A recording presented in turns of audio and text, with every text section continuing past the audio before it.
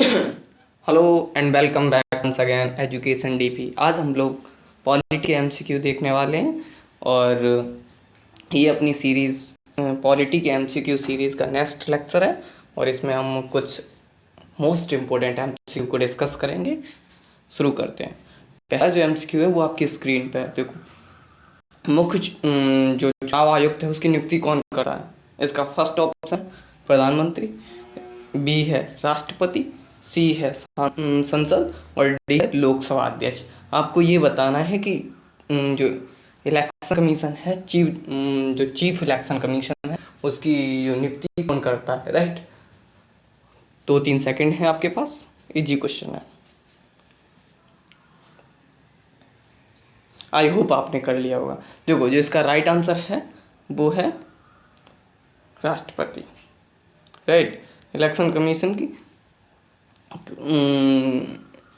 कौन का नियुक्ति? राष्ट्रपति। तो यहाँ पे राइट आंसर राष्ट्रपति हो गया। अब आपको ये पता होना चाहिए बेसिक कि इलेक्शन कमीशन कॉन्स्टिट्यूशन बॉडी है कि नॉन कॉन्स्टिट्यूशन बॉडी है। तो ये एक कॉन्स्टिट्यूशन बॉडी है, आई मीन संवैधानिक है। राइट, संवैधानिक है, संवैधानिक निकाय है। राइट, संवैधानिक है। अब आपको ये भी पता होना चाहिए ये संवैधानिक है कि ये सिंगल मेंबर बॉडी है कि डबल मेंबर बॉडी है। तो आपको जो जब संविधान लागू किया गया था 1950 में तो ये सिंगल मेंबर बॉडी थी, लेकिन 1989 में इससे 2 मेंबर और इसमें ऐड कर दिए गए। तब से ये सिंगल मेंबर बॉडी नहीं रही। राइट है, ये क्यों किए गए आपको ये भी पता होना चाहिए। देखो, पहले जो चुनाव के लिए मतदाता की जो उम्र थी वो 21 वर्ष हुआ करती थी। कितनी हुआ करती थी? 21 वर्ष। लेकिन 89 में आई थिंक 61 कॉन्स्टिट्यूशन अमेंडमेंट के थ्रू इसे 18 वर्ष कर दिया गया था। राइट, तो 18 वर्ष करने के बाद यहाँ से जब तो वोटरों की संख्या जो इलेक्शनों में वोट डालने की कैपेसिटी ज़्यादा हो गई, क्योंकि पहले 21 साल था तो लोग कम वोट डाल पाते थे। अब 18 साल हो गया तो ज़्यादा जनसंख्या आ गई वोट देने के दायरे में। तो इसे देखते हुए इसके कार्यभार को, मतलब इसके कार्य को कम करने के लिए, क्योंकि सिंगल मेंबर है कहाँ तक हैंडल कर पाएगा, इस वजह से 2 सदस्य और इसमें ऐड कर दिए गए और ये ट्रिपल सदस्य बॉडी बन गई। राइट, चलो अब नेक्स्ट क्वेश्चन देखते हैं। नीति आयोग का अध्यक्ष होता है, और ये भी नीति आयोग अच्छा क्वेश्चन है, ये भी पूछ लेता है कॉन्स्टिट्यूशन बॉडी है, नॉन कॉन्स्टिट्यूशन बॉडी है, ये आपको हर एक के बारे में पता होना चाहिए। राइट,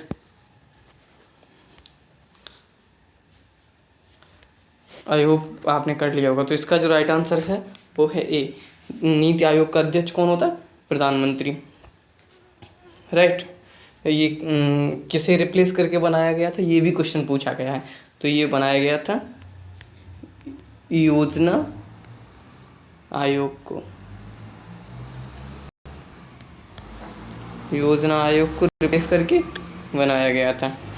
और आप कभी कभी ये भी पूछ लेता है कि योजना आयोग और नीति आयोग में डिफरेंस क्या था, क्योंकि योजना आयोग आपका 1950 में बनाया गया था और तो आपको डिफरेंस पता होना चाहिए दोनों में डिफरेंस क्या है। देखो, जो योजना आयोग है, योजना आयोग वो ऊपर से कोई प्रोजेक्ट बनाने के बाद उसका ढांचा बनाने के बाद नीचे इम्प्लीमेंट करने के लिए भेजता था। राइट, जैसे ऊपर से कुछ बना के भेज दिया कि आपको ये कार्य करना है।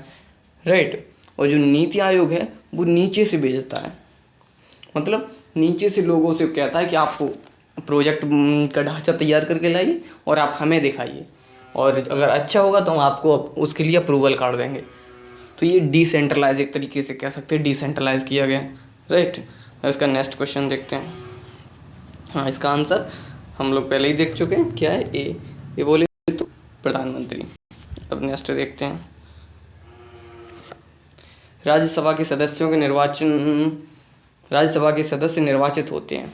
राज्यसभा के जो सदस्य हैं वो निर्वाचित होते हैं। वो कितने वर्ष के लिए होते हैं? पहला ऑप्शन है 6 वर्ष के लिए, बी ऑप्शन है 5 वर्ष के लिए, सी ऑप्शन है 4 वर्ष के लिए और डी ऑप्शन है 2 वर्ष के लिए। तो आपको सिंपल है, आज के क्वेश्चन थोड़े हैं और सिंपल हैं, आपको ये बताना है बस इजीली। लेकिन ये सिंपल क्वेश्चन का ये नहीं है कि चाहे वो यूपीएससी हो या कोई भी एग्ज़ाम हो, हर एक एग्ज़ाम में सिंपल क्वेश्चन भी आते हैं। लेकिन अगर आपके सिंपल क्वेश्चन ही गलत हो जाएंगे तो फिर कैसे चलेगा। तो आपको चाहे सिंपल क्वेश्चन हो या डिफ़िकल्ट क्वेश्चन, हर एक क्वेश्चन पे अपनी अच्छी कमांड होनी चाहिए, राइट। तो इन्हें सिंपल समझ के अंडर एस्टिमेट नहीं करने का, राइट। तो आपको इसमें आपको सिंपल ही बताना है कितना है, इसका कौन सा आंसर है। तो इसका जो राइट आंसर है, वैसे तो 6 वर्ष के लिए होते हैं निर्वाचित, क्योंकि ये आपको पता होगा परमानेंट हाउस है, 6 वर्ष के लिए होते हैं निर्वाचित। लेकिन इसके एवरी यानी प्रत्येक 2 वर्ष पे, प्रत्येक 2 वर्ष पे जो इसके सदस्य हैं वो रिटायरमेंट होते रहते हैं। जैसे अभी 6 वर्ष के लिए हमने किसी को भेजा, तो ये 6 वर्ष के बाद इसका रिटायरमेंट होना है। लेकिन रिटायरमेंट होगा वो एक साथ सारे नहीं होंगे उसके, आई थिंक 2/3, मैं थोड़ा भूल रहा हूँ, या तो 2/3 है या 1/3 है। आई थिंक 1/3 है। 1/3 मेंबरों का इलेक्शन एवरी 2 ईयर पे होता है, राइट। आई थिंक 1/3 है, मैं थोड़ा भूल रहा हूँ, भी मैं याद नहीं कर पा रहा हूँ। ये नेक्स्ट लेक्चर में आपको क्लियर कर दूंगा, राइट। चलो दूसरा क्वेश्चन देखते हैं।